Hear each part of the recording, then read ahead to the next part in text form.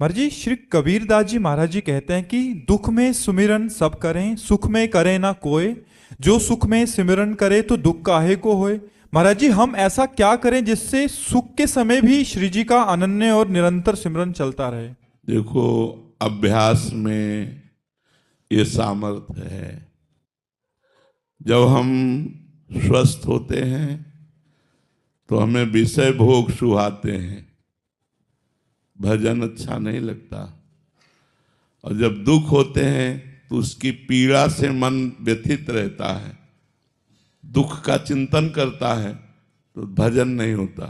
न सुख में भजन होता है, न दुख में भजन होता है। भजन करने से भजन होता है। यदि हम हर परिस्थिति में भजन का अभ्यास करें तो चाहे सुख की परिस्थिति हो, चाहे दुख की परिस्थिति हो, भगवान का सुमिरन निरंतर चलने लगेगा। इसके लिए अभ्यास योग युक्तेन चेतसा नान्यगामिना, ऐसा अभ्यास करो। सुख में, दुख में, संपत्ति में, विपत्ति में, लाभ में, हान में, सुख दुखे समय कृत्वा लाभा लाभो जया जयो, हर परिस्थिति में भगवान का स्मरण चले। ये अभ्यास से होता है, स्वतः नहीं होता कि सुख में स्वतः सुमिरन हो या दुख में सुमिरन हो। यह अभ्यास से होता है। दुख में संसारिक लोग याद आते हैं, सुख में अभिमान में फूल करके वो विषय भोग भोगना चाहता है। इसलिए भगवान के भजन का तो कहीं समय है ही नहीं। उसको हमें अभ्यास के द्वारा निरंतर लाना पड़ेगा।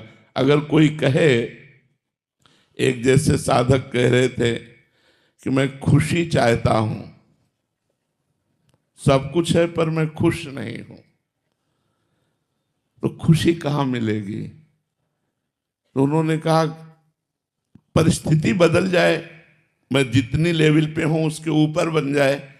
तुम कहा उतने आप जितना सोच रहे हैं तो भगवान की सृष्टि में वैसे भी लोग हैं और हम वैसे भी लोगों से मिलते हैं, हमको वो भी खुश नहीं आए समझ में। अभिनेत्री, मिस एशिया, अभिनय करने वाले नेता, सबसे मिलते हैं, लेकिन खुशी जिसे कहते हैं, खुशी कहते हैं प्रसन्नता। प्रसन्नता ब्रह्मभूता प्रसन्नात्मा न सोचती न कांक्षति। जो भगवान से जुड़ा हुआ है, जो भगवान का कृपा प्रसाद प्राप्त कर रहा है, वही खुश हो सकता है, वही प्रसन्न हो सकता है। भगवान से विमुख होने पर अरबों रुपया, सुंदरी स्त्री, हर प्रकार की भोग सामग्री, मान प्रतिष्ठा, ये आपको खुश नहीं कर सकती, ये आपको सुखी नहीं कर सकती। चाहे जितना वैभव कमा लो, आप चिंता, शोक, भय इससे ग्रस्त रहेंगे। तो हम जिसे सुख समझते हैं वो सुख नहीं, सुख की छाया है। जैसे छाया पकड़ में नहीं आती, ऐसे सुख पकड़ में नहीं आता।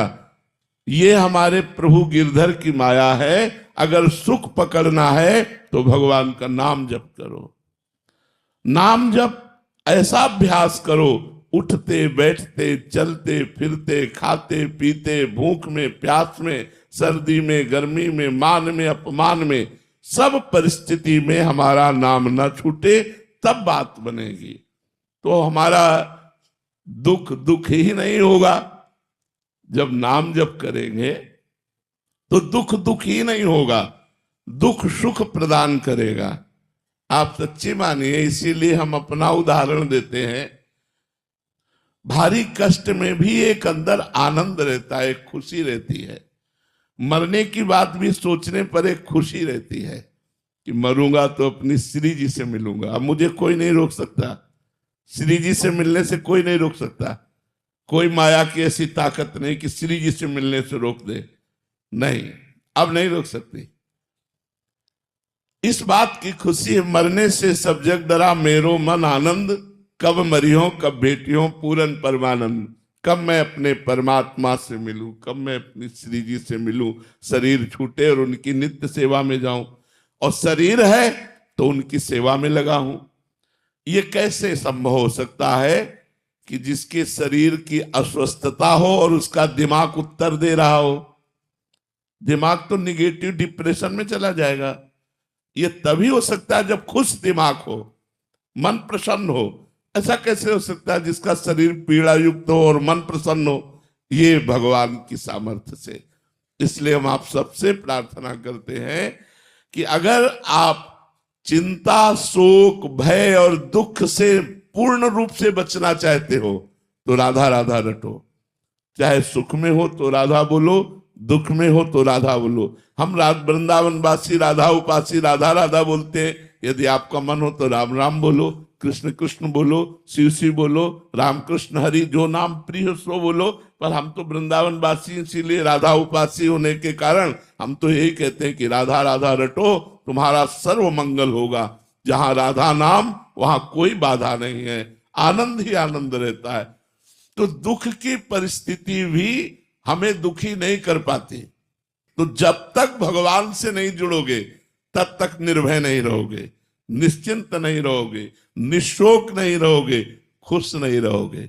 देखो, एक दिगंबर महात्मा जिसके शरीर में लंगोटी भी नहीं है, वो परमानंद में खुश में रहता है। वो नहीं चाहता पारमेष्टम न महेंद्र धिष्णम न सार्वभौमम न रसाधिपत्यम न योग सिद्धि अपनर्भवम वा। वो ब्रह्मा का पद भी नहीं चाहता, देवराज इंद्र का पद नहीं चाहता, सार्वभौम पद नहीं चाहता, योग की सिद्धि नहीं चाहता। क्यों? क्योंकि वो भगवान में मस्त है। जिसकी चित्तवृत्ति भगवान से विमुख है, कुछ भी कर ले, सुखी हो जाना तो हमें बता देना कि हम सुखी हो गए। सुखी होने का मतलब है जब ये निकलने लगे, अब कछुनाथ न चाही मोरे। जब ये निकलने लगे तो मान लेंगे कि आपको सुख मिल गया। बोलो, सृष्टि में ऐसी कौन सी वस्तु, व्यक्ति, स्थान, पद है जिसके प्राप्त होने पर आपके मन में ये आ जाए कि अब कछुनाथ न चाही, मिल गया मिल गया? ये कभी नहीं हो सकता। ये तभी होगा जब भगवान मिल जाएंगे। जिनके पाने के बाद कोई पाने की इच्छा नहीं रहती, वो सिर्फ भगवान है। कोई वस्तु, व्यक्ति, स्थान से हम तृप्त होने वाले नहीं, क्योंकि हम भगवान के अंश हैं। इसलिए हमको हर परिस्थिति में नाम जप करना, ये अभ्यास करें। अभ्यास से ऐसा हो जाएगा। ये स्वतः भजन नहीं होता, स्वतः भजन सिद्धों का होता है। साधक को भजन करने का अभ्यास करना होता है।